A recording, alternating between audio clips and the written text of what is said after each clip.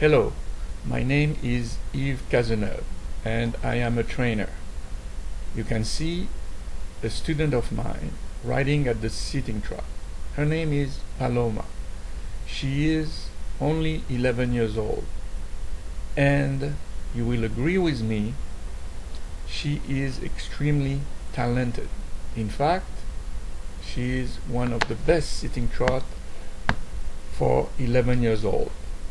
And she has achieved this great quality at the sitting trot with very quickly. I gave her a lesson.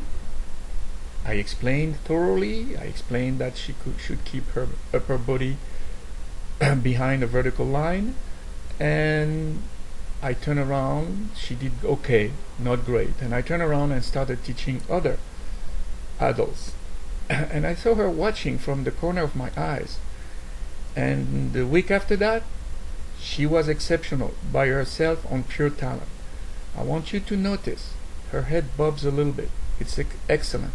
It shows that the energy created by the horseback flows through her body. She doesn't have a stiff joint. She is all flexibility, and it is a remarkable achievement. Now we are seeing another of my students, Kathleen. Check it out. She has no stirrups. All my students learn to do sitting trot and posting trot without stirrups. Look how elegant she is, and without stirrups. Check it out. Look closer.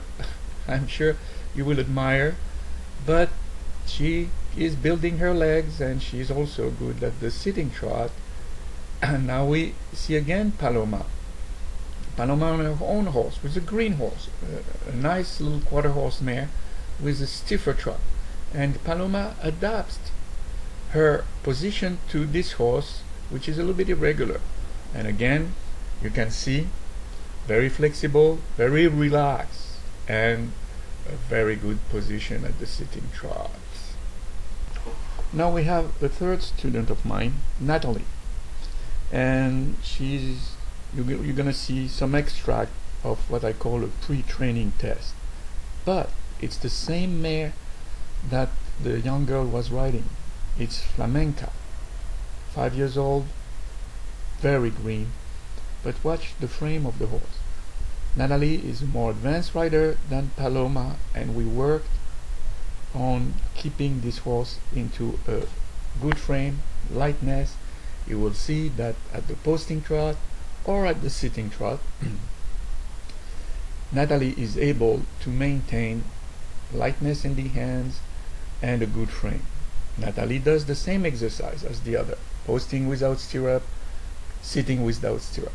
But for this test, she is with stirrups, and her hand is soft and relaxed, and you can see that the horse has achieved a beautiful, simple frame that will allow in the future almost any kind of riding.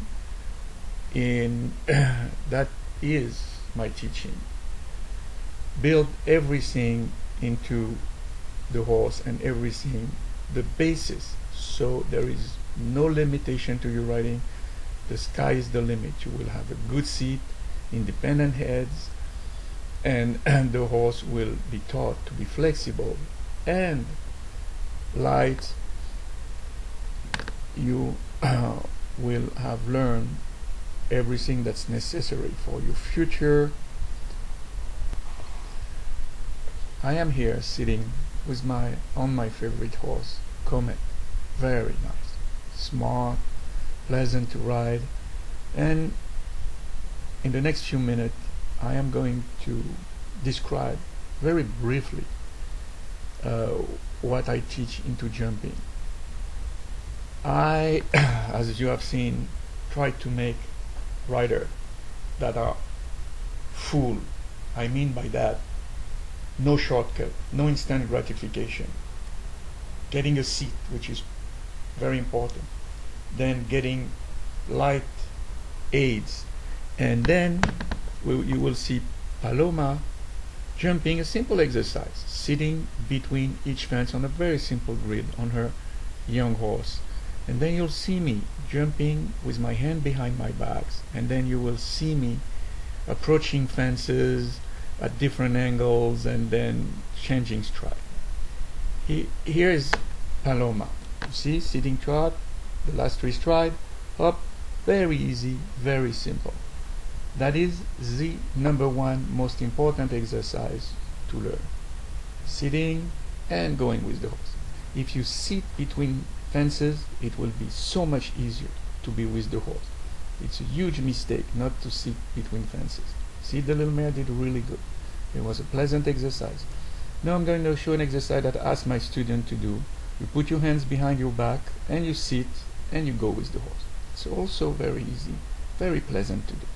I'm doing it again, and it is a primordial exercise to show that you don't have to hang on the rein like a maniac to ride. And that was done with the complicity of a very comfortable horse, Comet. Now I'm going to approach a fence with different angles. Well, I'm going to do different stride. And now I am going to approach a fence with different angles. Approach at the canter, and so that I can find the right spot. From here, okay, at this angle I have a good chance for a good spot. I have a good spot. Then I'm going to come back again and I will come and it's, oh, at this angle I can. So change the angle. It is finding the spot through the angles in the turn. That's one of the first exercise I ask my student to do. See, a completely different angle. The spot was good again. Then I'm going to do one more time. I approach the turn, and when I reach the turn, I say, okay, which angle will give me a good spot? Oh, this one. I got a good angle, and I got a good spot, and the spot was good. This is finding a spot is very difficult. Now we enter a completely different story. I'm going to jump a little grid with a 1, 2, 3, 4 stride. Easy, but then if the fences rise, you want to change a little bit. So I am going to do exactly the same grid with 5 stride. 1, 2, 3, 4, 5. And in order to do 5 stride, you collect a lot more.